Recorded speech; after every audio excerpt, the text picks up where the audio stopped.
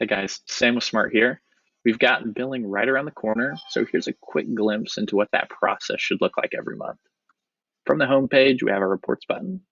We're going to click on that. Then from there, we're going to drop right on down to receivables.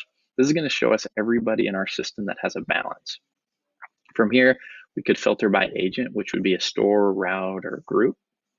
But we're not really going to do that. We're going to go right to payment settings and filter by statement. Okay, statement is what we call a house account or charge account. So from there, once we have filtered out, it's going to have all of our statements here. We can see in our statement column, we have our statements already generated. Okay, those would have generated this morning based on the statement settings that you set up initially. So from here, we have a couple that looks like they're printed, and then we have one that's emailed. So the email's already going to be taken care of. We don't have to worry about that.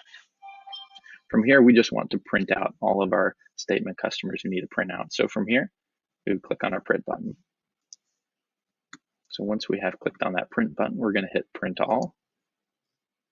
And from there, that would jump me over to a page where I just get a print preview and get to select which printer I want to print from.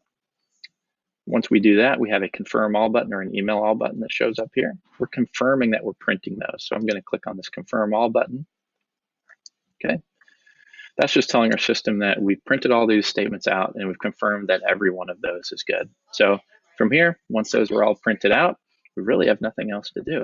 That's going to be the billing in a nutshell there. Obviously, we can get much more granular with unique statement settings per customer or group, but once those are in place, it should essentially look like this and be automated to save a lot of labor and time.